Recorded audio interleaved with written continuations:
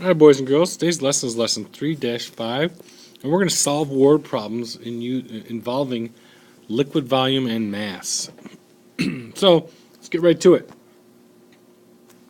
Turn to page 175 in your workbook. It says solve and then use drawings if you need to. Doesn't mean you have to. Number one, so I'm going to work through probably the first five, and then I'm going to have you go on your own and work on the next page, because the next page is pretty much the same thing.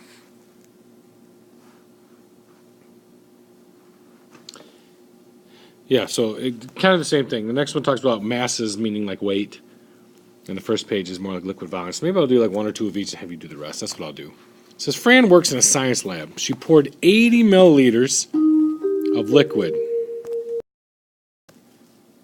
So she poured 80 milliliters. And the first thing I'm going to do is I'm going to write down 80 ml, just to get it in my head, of liquid into 4 test tubes. How many milliliters of liquid did Fran pour into the test tubes altogether? Okay, so she poured 80 milliliters into each of the 4 test tubes. Okay, so I know it's 80 times 4, which equals 320 milliliters. And the reason why I know that is because 8 times 4 equals 32, and I slap that 0 back on.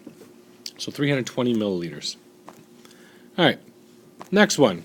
Nicholas wants to buy a bottle of shampoo. A large bottle has 375 milliliters, and a small bottle has 250 milliliters. How many more milliliters of shampoo is in the larger bottle? Okay, so don't go off and add these two together. You can actually take what's in the larger bottle, subtract what's in the smaller bottle, and that'll give you how much more is in the larger bottle. So we subtract from right to left. We have 5, 2, 1. So our answer is 125 milliliters.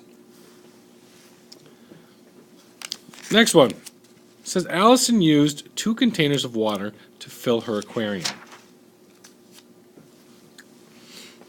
She used a container filled with 18 liters of water and another container filled with 12 liters of water. What is the total liquid volume of the aquarium? Okay, well, this one's kind of an easy one. If you had 18 in one of them, or 18 liters, not milliliters, plus 12 liters in the other, add them together, you get 30 liters. So I'm not going to work on the next two. I want you to do that on your own. You can either do it now or after the lesson, but either way, go to the next page, because we're going to talk about mass. So we're talking about like the weight of, I guess, more solid stuff, not liquid. All right. So number 6.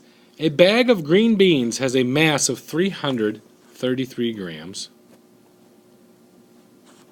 A bag of peas has a mass of 424 grams. What is the total mass of both bags? Total tells me to add the two together. 9, 5, 7. So 759 grams. Number 7. An average-sized chicken egg has a mass of 60 grams. What would the total mass be of a half dozen eggs? All right. Here's the thing. It's 60 grams for one egg. A half dozen is 6. 6 is a half dozen. See, a dozen is 12. Half dozen is 6. So it's going to be 60 times 6.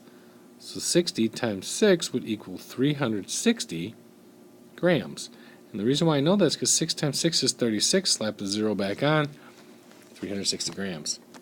All right, I'm going to do number 8, and then when that's done, I'm going to have you work on the last 2 of this page, the last 2 of the last page, and we'll talk about what else I want you to do after this. Number 8, a kangaroo and her joey together have a mass of 75 kilograms. If the mother is a mass of 69 kilograms, what is the mass of the joey? Well, you minus the mass of the mother, and that leaves you with just 6 kilograms left over, so the joey must be 6 kilograms. Joey, you should know that a joey is kangaroo's baby.